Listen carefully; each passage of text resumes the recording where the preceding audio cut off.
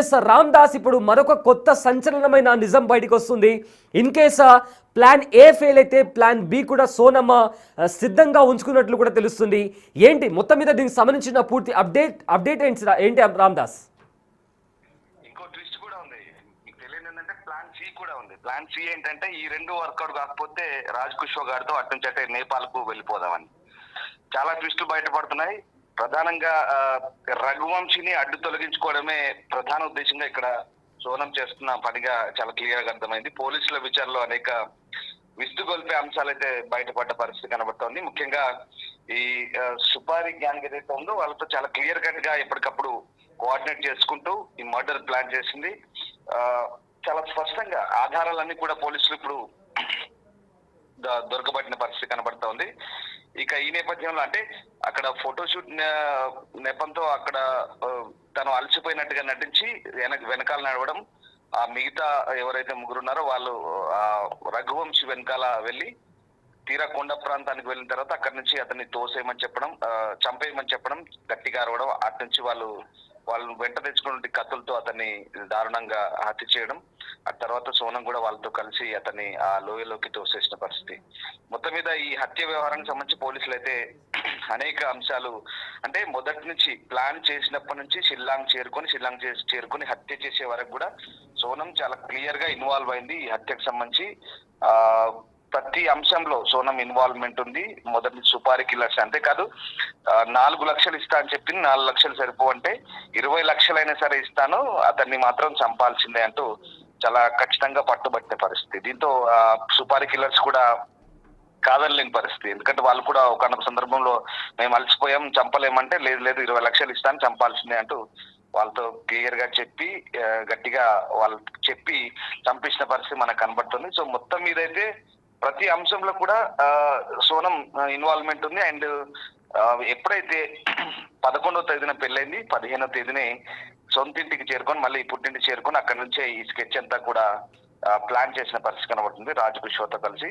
అక్కడి నుంచి అంటే ఎప్పుడైతే రఘువంశి దగ్గర అవడానికి ట్రై చేస్తున్నాడు, శారీరకంగా పెళ్ళైన తర్వాత ఫస్ట్ నైట్ కోసం దగ్గర అవడానికి ట్రై చేస్తున్నాడు శారీరకంగా, దాంతో అతను నెమ్మదిగా దూరం పెడుతూ పక్కన పెడుతూ వస్తుంది.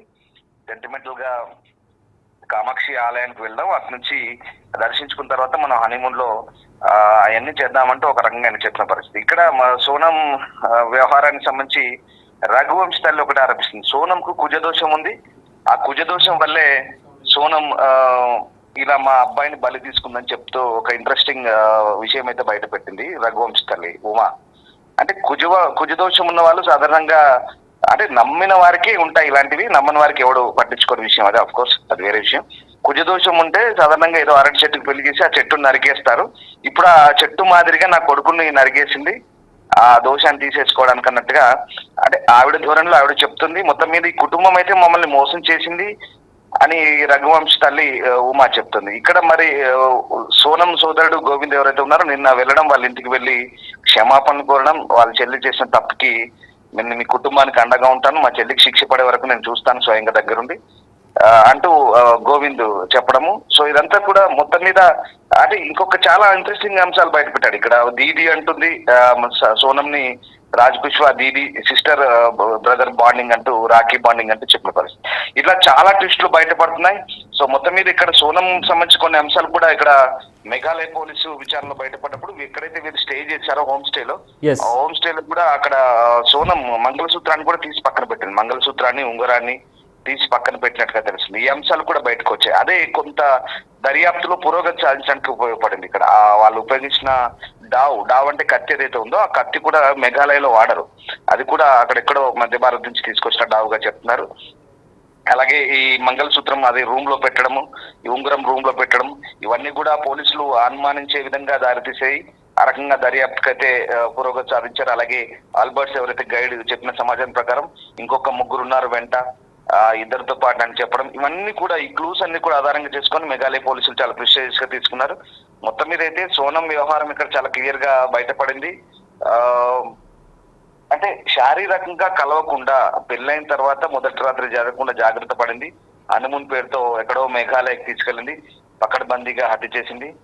రాజ్ కుష్వాతో వ్యవహారాన్ని నడిపేందుకే, అంటే పెళ్ళైన తర్వాత ఎలాగో విడోగా మారిపోతాను కాబట్టి అప్పుడు ఫాదర్ తో మాట్లాడి మళ్ళీ వ్యవహారం మనం సెట్ చేసుకోవచ్చు అంటూ అతనితో క్లియర్ కట్ గా, అంటే సరిగ్గా పెళ్ళైన 12 రోజులకు మర్డర్ చేసింది, పెళ్ళైన 3వ రోజు నుంచే ఈ మర్డర్ కు ప్లానింగ్ చేసింది. ఈ రకంగా చాలా అంటే ఎంత దుర్మార్గపు ఆలోచన చేసిందో సోనం ఒకసారి అర్థం చేసుకోవచ్చు. ఎస్ రామ్దాస్. సోనం చేసిన వ్యవహారం అంతా ఇప్పుడైతే దేశం వ్యాప్తంగా చర్చనీయాంశంగా మారిన పరిస్థితి. ఒక రకంగా చెడ్డ పేరు తీసుకొచ్చింది, అలాగే ఇటు మేఘాలయకు చెడ్డ పేరు తీసుకొచ్చే పని చేసింది. కానీ ఇప్పుడు ఆ వ్యవహారం అంతా బయట ప్రపంచాన్ని తెలియడంతో ఇప్పుడిప్పుడే ఆ వ్యవహారం సంబంధించి ఆ రాష్ట్ర ముఖ్యమంత్రి కూడా అలాగే ఆ పోలీసులు పూర్తిగా క్లారిటీ ఇచ్చే ప్రయత్నం చేస్తున్నారు. సో ఓవరాల్ గా ఈ సోనం వ్యవహారంలో ఇంకా ట్విస్టులు బయటపడుతున్నాయి. ఇప్పుడైతే 8 రోజులు రిమాండ్ ఇచ్చారు సయీద్. సో ఈ 8 రోజుల రిమాండ్ లో ఇంకేదైనా అంశాలు బయటపడతాయి. పోలీసులు కంప్లీట్ గా అధికారికంగా పూర్తిగా స్థాయిలో మీడియా సమావేశం ఏర్పాటు చేసి అన్ని అంశాలు త్వరలోనే వెల్లడించే అవకాశం కనిపిస్తుంది. Yes sir, thank you Ramdas, thanks for the update.